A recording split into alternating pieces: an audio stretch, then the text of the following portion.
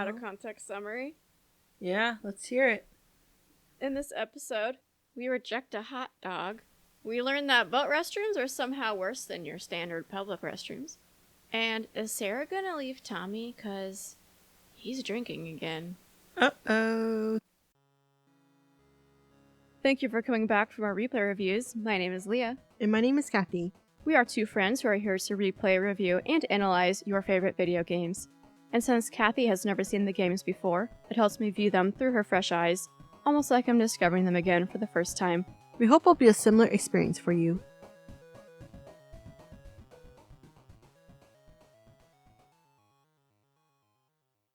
Scene 1. Yeah. Salieri and Morello are officially at war. No one's trying to hide it anymore. Salieri's plan is to take out people close to Morello to show that it's not safe to stick with him. The first target is Counselor Galati. Finally! Mm-hmm. Tommy is assigned to assassinate him during a public speech at his birthday boat party. It goes okay. He dies. Mm-hmm. They shoot him. Yeah. And then sometime later, Vincenzo and Sam are chasing down the next target, Morello's brother Sergio. And it sounds like Sergio has exceptionally good luck and has avoided multiple assassination attempts. And so then now it's Tommy's turn to carry out the next attempt, which is a car bomb. I will have to say that the boat scene really reminded me of Yakuza. Kind of all goes back to Yakuza. Shibaro Wharf. We're back. Tommy plants the bomb, supposedly under Sergio's car, but is horrified when Sergio's wife, daughter, someone falls victim to it.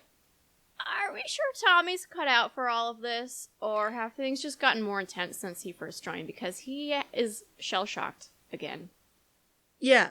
He doesn't even take any time to process what happens because he goes from one thing to another, and he just pretty much hangs up on Sarah. So, one, he's going to be in the doghouse because of that. But Right. two, she hears the explosion. She's still on the line when that happens. And there's a moment where I feel like Tommy reconsidered, saying that, you know what, I'm out. This is not okay. Because I don't think he's ever killed someone innocent at this point. I would agree with that. Alright, so right as the crap is hitting the fan with the car bomb, Tommy is informed that Sam and Polly have tracked Sergio down to a restaurant, and Tommy races across town to meet them. So the three of them enter the restaurant with Tommy guns in hand. So first, Sergio is a ginormous ass for using the waitress as a shield. Yes, we need to talk about that. What a coward. It gets worse though, because second, there is no hesitation to shoot at her from Polly. Yeah. But then third, Tommy tries to stop him. So this goes kind of back into the is Tommy cut out for this question, but like, has Tommy changed or has Polly changed? Or is Tommy just starting to like realize how intense the Mafia actually is? As of this part of this game, I say that Tommy's starting to see more because it kind of goes back to last week where we see a lot of red flags in terms of the character of Salieri, and you have Sergio willing to put an innocent woman and use her as a shield, and you have Polly who's willing to shoot an innocent woman. But Tommy isn't, and chooses to shove the gun away from Polly, aiming it at the woman. His character isn't willing to harm innocent people. And that's so different than everyone else. So I'm thinking at this moment, he's probably too busy to think about it, but he'll be thinking, I don't know if this is right, or I don't want to be the type of person who shoots and harms innocent people. Kind of like the Frank situation where it's like, it could be me. Like, this could be you again. Maybe someone puts a bomb under your car and Sarah or your daughter goes out for a drive at some point. Do you think that if Polly reported back to Salieri saying that, hey, Tommy, like, is the reason why it kind of slightly went south between the bomb and this, do you think that Don's going to lose trust in Tommy if he failed twice now? I think last episode, yeah. But in this episode, I don't think so, because I think he's just so intense about taking Morello down that he doesn't really care what kind of trail they leave behind them. Yeah. He's changed. Sergio, he's able to get away and takes off in a car, and Tom follows on a motorcycle. You did well. Yeah. But right when you get used to the driving in this game, they say, hey, I think you're too comfortable. Let me throw a motorcycle at you. This thing sucks, okay? It does seem that Sergio's luck has run out because by the time Tommy reaches him, he's all out of ammo. But so is Tommy. But that's okay because Sergio is deciding to hide in a giant pile of explosive liquid barrels, which is an odd choice. So as you might expect, Tommy just tosses a lighter. But it seemed risky. Tommy was in there too. He could have at least taken a couple steps towards the door before he, dropped that lighter. Yeah. Anyway, is this the first so long? Yeah, I think so. Like, we're not counting insignificant characters. He is a coward. He decided to take an innocent waitress as a shield, so definitely so long, mother. I would agree, and I think it would be hard in this series to have anyone that's not a mother, just because of the world we're in right now, and there's not as many redeeming qualities as there are in games like Yakuza. So I would agree, so long, mother. But I will say, I would like to know more about Sergio. I would like to have more of him in a game. They could have done more with him. I think they kind of missed an opportunity here. They made him really shallow, too. We hear Salieri say that he's a smart person. And so you know that he could have had a lot of character depth, but unfortunately, his time was cut short. Even the voice actor and the facial animations that they give him, and the way that other characters talk about him, there is a lot more depth to this character, and it's like maybe they had a plan for him and just decided to scrap a lot of it, but I agree. They made him really shallow, but there was so much more potential there. Honestly, I thought he was way more interesting than Morello. I was going to say that too. Salieri, I think the quote was, he has more brains than Morello. So it's unfortunate that we didn't get to see more of him, which I also don't understand that if Morello and Salieri go way back, I don't understand where Sergio is. Why is he not in that picture? I really would have liked to see more. I think he's actually one of the most interesting characters in the game. And it's unfortunate that we didn't get to see more or know more about him. But either way, he's a mother, so long. Yep. So long. Well, what an explosive way to end scene 1. It's somehow funnier because you said it again. No, we'll have to cut the first one out. What an explosive way to end scene 1. Wait, we haven't even gotten to the actual part. Anything before scene 2? Nope. Short scene for me. I don't know about you, but very short. With the war raging, Morello has been hiding, but the guys hear that he'll resurface at a gala, so they plan to attack him guns blazing, and Salieri wants every important figure in the city to know that he owns it. The city is Salieri's, and he wants Morello's execution to be brazen. And I have to say, the scene and Salieri were intense until his little fingers on the map did the little swoosh swoosh. And for whatever reason, that just killed it for me. Immediately, I'm not immersed anymore. It's very cutesy of a guy who's declaring war. But speaking of the scene, Salieri is not the same person. He's not level-headed like he was at the beginning of the game. What do you think about how he's changed so far? He's actually becoming more and more similar to Morello, because didn't he say Morello was really hot-headed, emotional, doesn't play the long game type of guy? Yet, that's kind of him right now. And it's so funny because he's a bit of a hypocrite. Yeah, and it's almost like, because he was trying to be the better one. He was saying, like, we're more classy than Morello. But he was losing to him. So, I don't know what that says. But I think it's interesting. So they start shooting when they see Morello jumping into a car, and they chase him to the airport, where Morello manages to get into a plane, but they shoot the engines out while it's taking off, and it looks like it will crash. So they pursue it. At the crash site, they find Morello clinging to life, and to my surprise, Tommy ends him with no hesitation, and maybe a few more bullets than are necessary. I was a little surprised by Tommy here.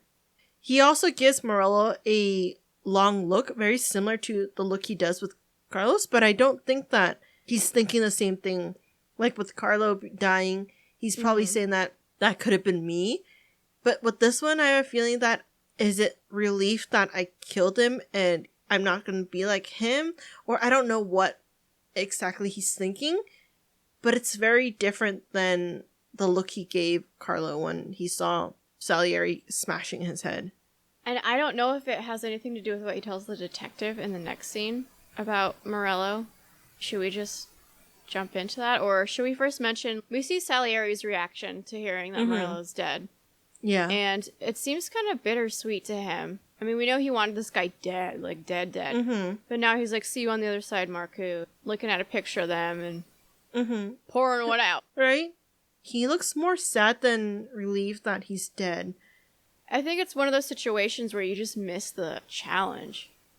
Because he realizes there's no more threat that Morello is posing. Once you strip that away, he probably just sees him as a former brother, and he's mourning that relationship because he no longer has to worry about what Morello can and will do to him.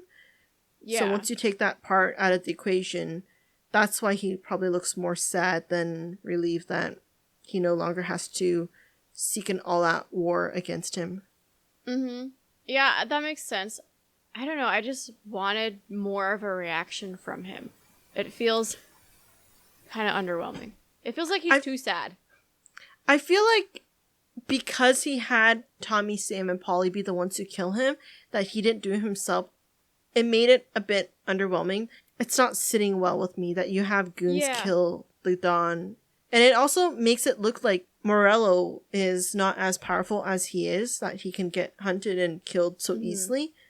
Yeah, I think you're onto something, because when they're at the start of the scene talking about Morello's hiding out, and they say he couldn't stay hidden for long because for a Don to be respected, to be feared, they have to be visible. Salieri wasn't visible in this. I don't know. Something just, is a little bit off about it. For sure. Scene 3, Tommy continues to chat with the detective and tells him about the war ending. The detective is a little bit angry at first. It turns out he's been searching for Tommy for 3 years. I'm assuming looking for Morello's killer. But Tommy says that he wants Salieri, the bigger fish, essentially, not Tommy. At this point, it becomes absolutely clear that Tommy is selling out Salieri. And he says, my family for the Don. Tommy does say that he has the books, which was one of the questions I had last week about, who has the books? Like, is it still with Tommy? And this is where it gets really interesting for me, because why does he have the books? Is it to cover his tracks that he didn't kill Frank? Because I guess why would him having the books equal I let Frank go? I don't think it's that. I think it's always been an insurance policy for him to get out that it's smart to not immediately tell Salieri, but he's already had a few red flags, and he knows that one day if Salieri threatens to kill me or to take my family hostage, I have this one thing. The only thing I have that can one-up Salieri are these books, and he probably is using those as a way to prevent himself or his wife and kids being threatened by Salieri. Yeah, and that's where my questions come up, because if there's no reason to keep these to cover your tracks about I didn't kill Frank, then like you said, you're keeping them as leverage. And this is where I have issues with this game, and this is like one of my only issues with this game. But at what point is Tommy realizing these things? At what point does Tommy realize I need insurance? You know, because we keep seeing him act shocked at things he sees, but if you're shocked, then why do you already have insurance in the books?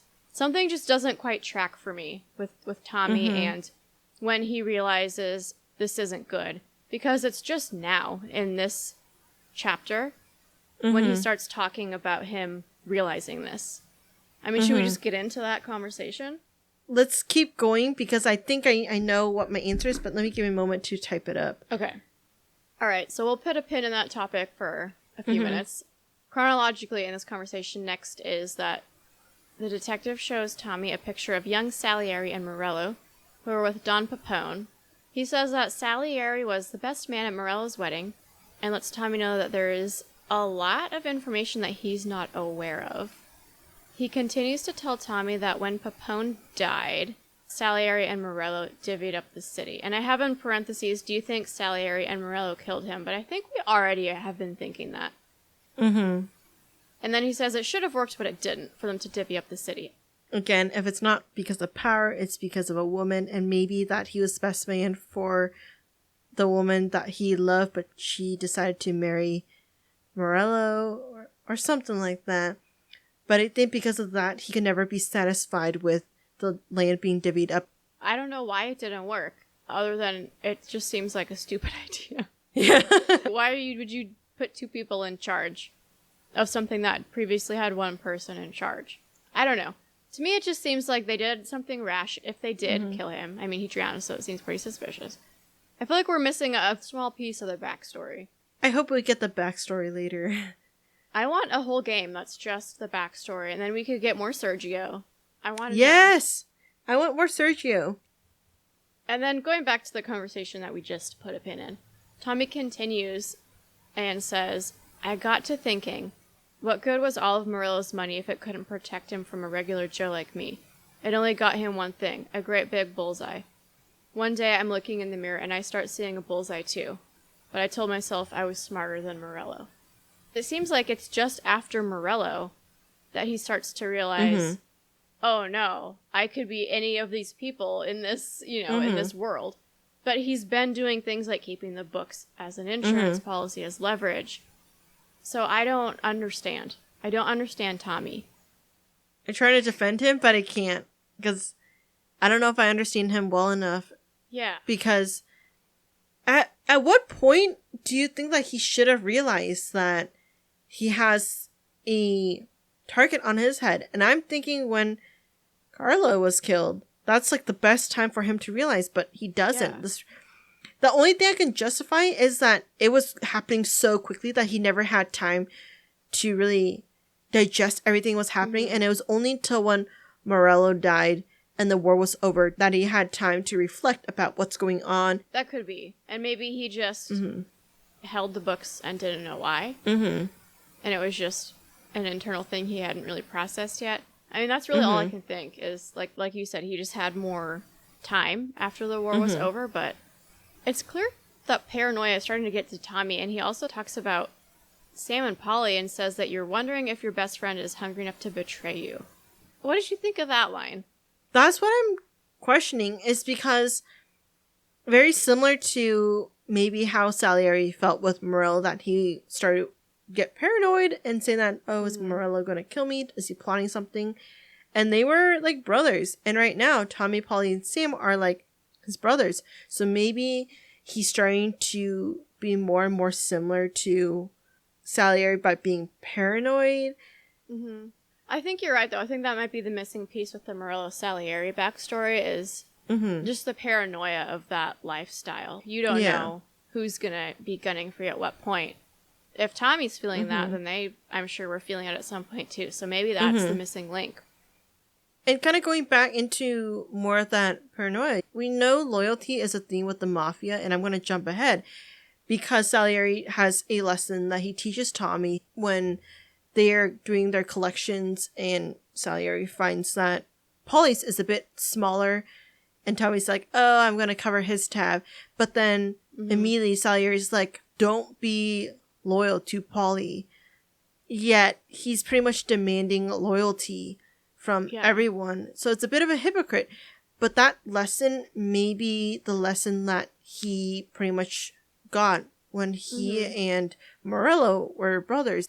But also, Tommy's drinking again right in front of Salieri. He pours himself a glass and drinks it. Yeah. Is this just a plot hole?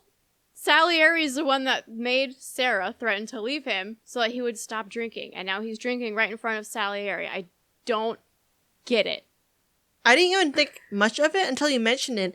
And the way the camera has it is that it wants you to know he's drinking again. Yeah. It's weird.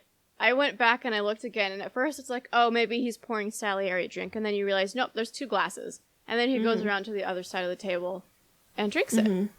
Yeah. I feel like this is a plot hole. Salieri tells Tommy that a guy named Turnbull, a candidate for governor, is running on an anti-mafia platform and sends Tommy to assassinate him now. After a lot of unnecessary gameplay, Tommy succeeds, though things do get quite hairy, and he eventually returns home. Any comments on this whole Turnbull scene? One sentence covers it. Tommy kills Turnbull. Or Turnbull. Yeah. It was about like an hour section. Had to edit Right? it down. And why did a person need to go drop off a gun? I'm confused why Tommy couldn't just bring the gun. It's not like he walked through. It's not like he took a bus to get there. At home again, Sarah asks Tommy if he's heard of Turnbull. I guess she's reading about his assassination in the paper, and Tommy says that he heard he was corrupt. And Sarah responds, It says in the paper he's going to be remembered for fighting to pass the 19th Amendment. Put his whole career on the line for it. Which one was that again? Women's suffrage, you idiot. He gave me the right to vote, Tom. Gave it to his wife and 6 daughters, too.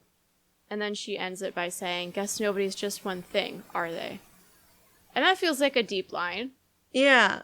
Why doesn't Sarah know that he killed them? I think she suspects it. And I think that's why she said, guess nobody's just one thing, are they? Easily Tommy could have done this. Mm-hmm. And then she says, don't do anything you don't want to be remembered for. And so I think she's kind of like, oh no, how far is this going? This is more intense than anything I've seen in the Mafia. And Tommy responds, probably too late for that. Mm-hmm. Do you think that's part of the reason why he's selling out Salieri? Like he doesn't yeah. like who he is anymore? And I think that also is the moment where he's like, you know, these books can come in handy, that it might be too late for me to get out of this or to leave, but it's not too late for me to start using these books as a way, and the opportunity I get, it's a way that I can try to get us safer. And I'm thinking that this might be the moment, or if not, close to one of the breaking points. I think Sarah kind of knows that things are going downhill, and she helps Tommy realize that a little bit. I think next episode will be long. It'll be the final gameplay part, the last one before the summary. This episode was a lot of build-up, probably to things that we're going to see in the final section of gameplay, so I'm excited for that one. But is there anything else that you have on this episode? Oh, we didn't even do a so long for Morello. Did we? Wow, that's how forgettable his character is. And Turnbull, we need to do those. Who cares about Turnbull? We don't know him. I mean, we'll call him a mother neutral, because we know he was a bad guy, but he also apparently helped us get the whatever amendment. 19th? The 19th. Yes. So neutral, but Morello, obviously, mother. Yeah, mother. He shot a guy he was torturing because he wouldn't stop crying. Done. I didn't see any redeeming qualities from him. Nope. I think that's the issue with this game, is we don't see redeeming qualities. Besides Tommy and Salieri, we don't get much of a character death in it, and I get it. We followed Tommy, we're playing from Tommy's point of view, but I would love to get some more. I don't know how we would get more character depth in the. Well, yeah, I feel like just the detective has more depth than Salieri and Morello. I think the detective is more interesting. Yeah. Than the two main villains. Or Sergio. Sergio was more interesting. So interesting, such a complex individual. You can tell that he's complex just by one scene with him. So yeah, I am disappointed in Salieri and Morello's characters. I feel like they're very just copy paste standard. They're not very interesting. Yeah. So yeah, I guess so long, mother. You're kind of boring. Although you did beat that guy's head with a tire iron. That was mildly interesting. Yeah. Anything else? Do we forget did anyone else die? No, but we don't know where Ralphie is. Yeah, what happened to Ralphie? Why'd I say it like that? We have to keep it now. What happened to him? He's gone. He's gone. I don't know. I hope he's okay. Another useless character in this game. Yeah. Should we do PPs and near misses? Yeah. Well, there is one that you clearly ran over him, but nothing happened. And then there's another one that he just flew out of the way, but I don't even know if you were even close to him. So I'm going to say 2 PPs? I did one. Because you're right. There is a section where clearly he would have been deceased. Yeah. But the game just didn't register. And then the other ones, there was one where another car hit him into my car. Oh, so yeah. I didn't count that one. Yeah. Not your fault. So I landed on 1 PP. There was Okay, only one person that's I close. would have flattened had the game Mhm. reacted appropriately. I think there's like 2 near misses. Were there more? I was just about to say I need to count up the tallies real quick. Oh my god, how many? 1, 2, 3, 4, 5, 6, 7, 8, 9, Jeez. 11, 12, 13, 14, 15. What? Holy cow. I was gonna say like 4 and you're like 15. I think you lose today. Oh. I'm sorry. We still have one more part left. Anything else, or should we end the episode? No, I think we're good. So let's do Audacity on 1, 3, 2, 1. Thank you for listening, and don't forget to send in any questions, comments, or game suggestions. You can find all our contact info on our website, replayreviewspod.com, or contact us directly through our site. Did we completely miss something? Are we way off the mark? Or you just want us to take a deeper look at anything from the game? We'll tackle any topics you all want to hear in our season wrap-up episode. We also have a Reddit where we discuss anything we're curious about. Go take a look and let us know what you're thinking. Our theme music is Condemned by Eggy Toast. They'll play you out, and we'll be back next week.